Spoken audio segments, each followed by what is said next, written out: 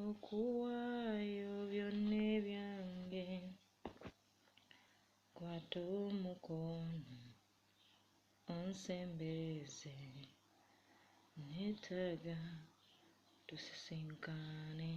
Balamusizza mu linnya lya Mukama waffe Yesu Kristo. Twebaza Katonda atuwadde omukisa nate okubeera nga tukyali balamu olunaku olwaleero. Abalwadde tusaba Mukama Katonda omwesigwa era omuwonya basinkane yonna mu bitanda gye muli mu maka gammwe, omukono gw'omuwonya gubakomeko musobole okusussa. Nammwe abatali bulungi abali mu mbeera yonna Mukama abagumye mu linnya lya Yesu Kristo omwana Katonda. Leero tuli mu Zabbuli essuula ya 81 olunyiriri lwa 13 paka ku lw'16. Bayibuli egambye mu Zabbuli egambye bweti olunyiriri lwa 13 81 mu Zabbuli olunyiriri lwa 13 lugambye nti singa abantu bange bakkiriza okumpulira, singa Isirayiri ekkiriza okutambulira mu makubo gange. Olw'ekumina lugambye nti nandiwangudde mangu abalabe baabwe, nandikyusiza omukono gwange ku abo abalwana nabo.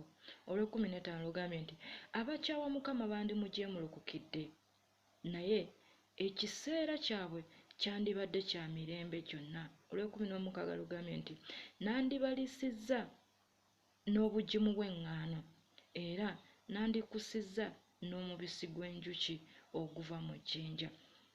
Ekyandiikibwa kino kitulaga nti bwe tuwulira eddoboozi lya Katonda, bw'owulira eddoboozi lya Katonda akulwanira entalo zo.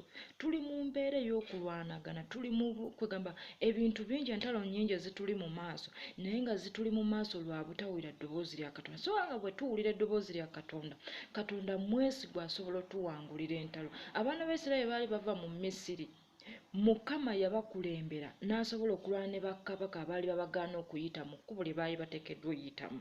So waliwo amakubo go nga waliwo kabaka agulumidde obutayagala oyitewo, naye Mukama agambye nti singa kale owulidde eddoboozi lye, yandibadde awangudde mangu abalabe bo.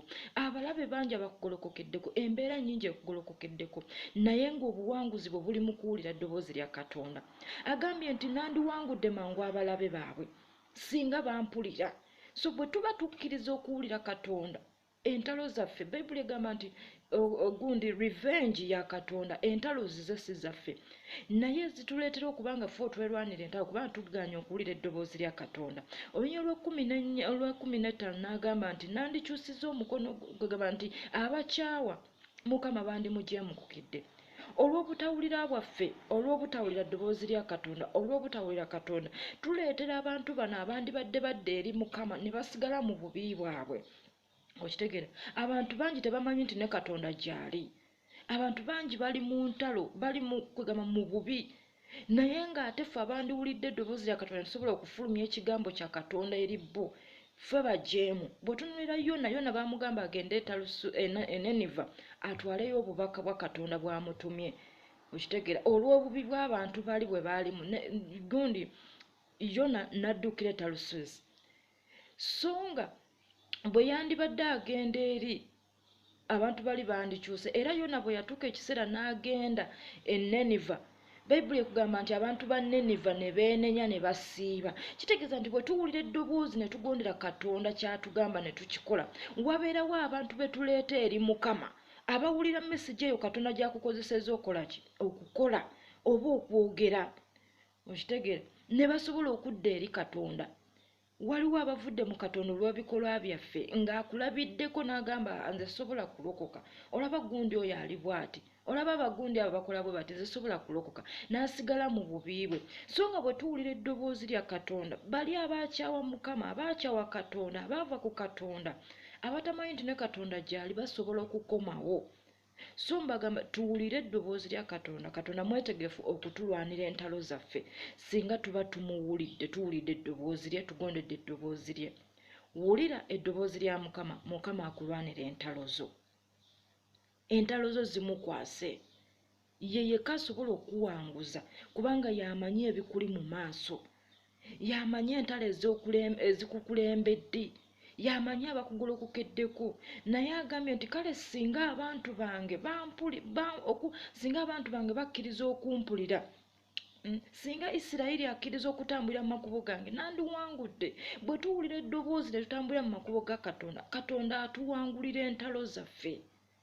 So baganda bange, tudde eri Mukama, twenenye, tuve mu bujeemu, tubeeko n'abantu be tuleeta mu maaso ga Katonda, kubanga bangi abakyali mu nsi abakyakola ebyensi olw'obukakanyavu bwaffe. So nga Mukama akulonze nga gwe agenda okuyitira mu message ye egenda okununula abantu abo, nga yona Mukama bwe yamulonda nga yagenda okubanga ke kamwa ka Katonda eri abantu b'Eninive basobole okwenenya bave mu makubo gaabwe amabi.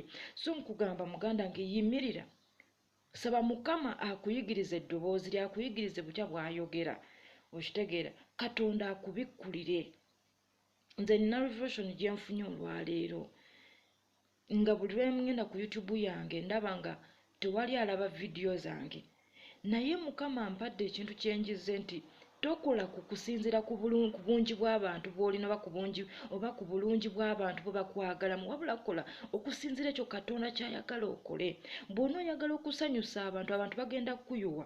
Yesu ekibiina kyamuvaako, kye yatambula nakyo, kye yawonya, kye yaliisa, ne kimuvaako ng'ate bantu baali bangi, naye yasigala atambulira mu kkubo lya Katonda eyamusindika ku nsi kuno. So nkugamba, buulira enjiri. Wena akoze YouTube channel, ne bw'oba olina subscribe omu, totunuulira subscribe, tunuulira oyo akutumye okukola omulimu, kubanga Bayibuli egamba nti tewali ajja eri Kristo Katonda bw'atamuwalula. Katonda agenda kuwalula abantu bagenda okuwulira message gy'oteeka ku YouTube, era ogenda kubanga osasulwa mu maaso ga Katonda. Mukama abampeera omukisa, wulira eddoboozi lya Katonda, Katonda akulwanira entalo zo. God bless you. I love you so much in Jesus' name. Amen.